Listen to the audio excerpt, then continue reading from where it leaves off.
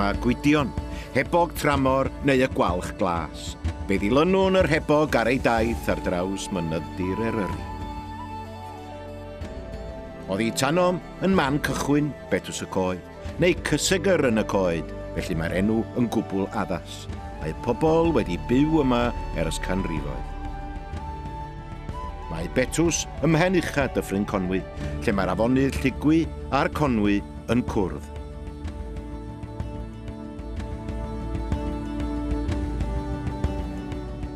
Ar y dde, yr A5, y briffordd o Gaergybi i Lundain, adeiladwyd gan Thomas Telford. Daeth Betws yn dre bwysig yn ystod cyfnod adeiladu'r Lôn Bost. Eto ar y dde, yr afon Lligwy, fe dilynwn am dipyn i gyfeiriad y gogledd orllewin.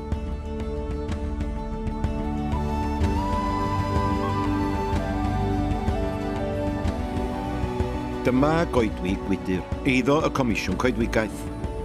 Tir y Comisiwn Coedwigaeth sydd oedd ei Tanom. Ei prynwyd yn 20au ganrif ddiwetha. Mae llawer o'r tir amaethyddol o gwmpas Betws wedi ddefnyddio i blannu coedwig bytholwyr. Dyma goedwig Gwydyr. Fe'i planwyd o gwmpas 1920 mwyn sicrhau na fyddai Prydain byth eto mor fyr o goed ag yr oedd hi yn ystod yr Rhyfel Mawr. Mae amgylchedd unigryw o fewn y goedwig. Mae'n hafan naturiol i fywyd gwyllt. Os ydych yn lwcus, fe welwch beler graig, prin neu wyddwalch. Mae'r goedwig hefyd yn cynnig cyfle i gerdded, pysgota a beicio. Draw yn y pellter, fe welwch moel siabod.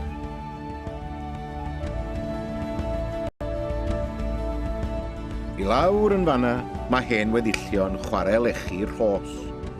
Mae'r diwydiant llechi wedi bod yn bwysig i ogledd orllewin Cymru erioed.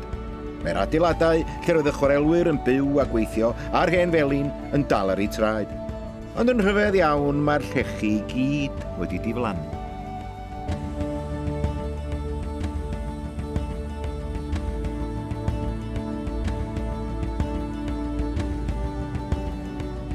Sylwch ar y gwahaniaeth yn y coed yn fan hyn. Coed collthail ydy'r rhain, neu y brod lif brodorol, fel y dderwen a'r onen. Erbyn heddiw dim ond 9% o'r coedwigoedd sy'n brodorol. Wrth i ni fynd yn uwch, fe welwch lawer llai o goed, yn bennaf oherwydd amodau tywydd a gor bori gan y defaid argeifr.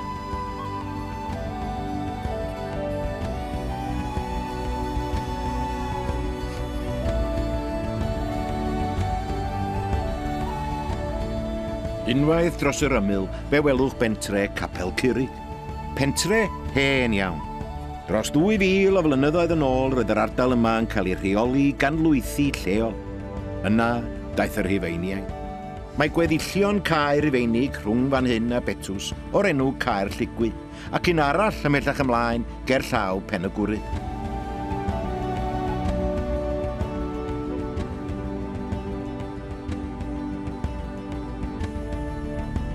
Oedd ei Tanom, mae canolfan fynydda genedlaethol Plas y Brenin. A rwan, gadewch ni sgubo ar draws llynnoedd Mymbyr. Mae gan y cwm yma fel nifer o rai tebyg swyddogaeth bwysig yn dal carbon. Y carbon sy'n cyfrannu at y cnesu byd-eang. Wrth agosau at yr Wyddfa, fe welwn llyn Lockwood a'r gwesty enwog Pen y Gwryd. Man cyfarfod dringwyr o 4 ban byd. 1953 fe gafodd ei ddefnyddio fel canolfan ymarfer y tîm aeth ati i drechu mynydd ucha'r byd Everest. A rwan am yr uchelfannau. I'r chwith mae Nant Gwynant a lawr am Bedd Gelert. Wrth i ni esgyn yn raddol dros fwlch y Gwyddel, y bwlch sy'n cario'r ffordd lawr at lefel y môr, fe sylwch bod y tyfiant yn brin iawn. Ar ycha bydden nhw'n hedfan, fe welwn olion clir yr rhew lifiant. Arwyddion o sut bu'r creigiau hyn gael ei gwthio a'i cywasgu i'w siap presennol, gan ddŵr hynod o galed. Does ond 10,000 o flynyddoedd ers i'r afonydd Iâ ddiflannu.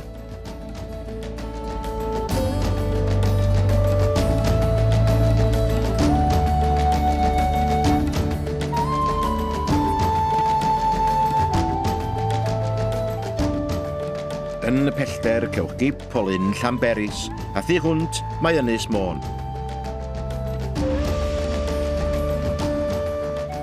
Awn hibio'r enwog Crib Goch, nid yn lle i'r gwan galon, ac yn sicr nid i'r dibrofiad.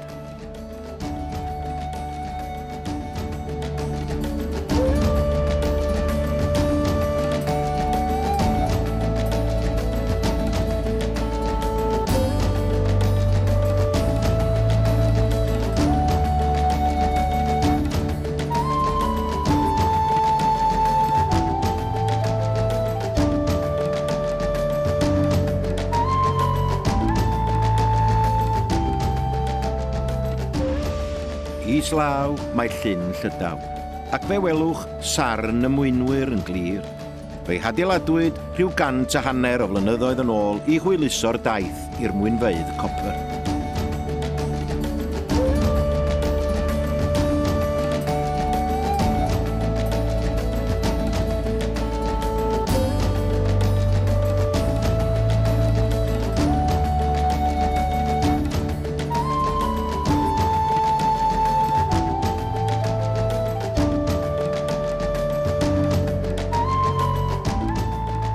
Wrth i ni droi nôl dros garnedd 20, fe welwch yn glir pa mor beryglus ydy hi gerddwyr.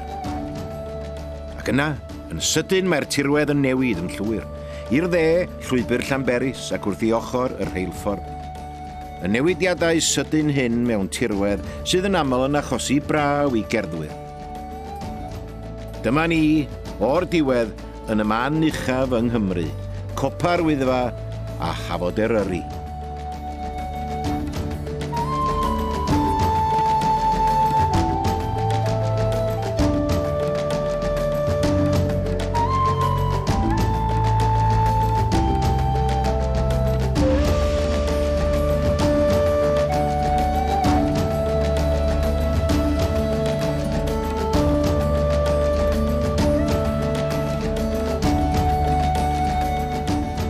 Wrth i ni gychwyn yn ôl am Betws, gwelwn rai o frodorion caled y mynydd, y gaifr gwyllt.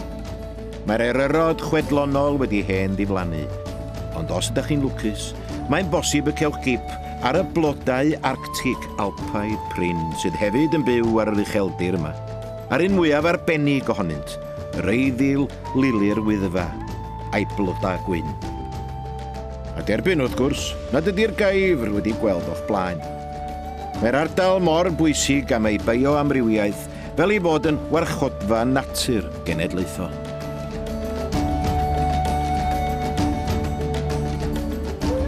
Dyma Lliwedd, ac i'r dde bwlch y Seithau.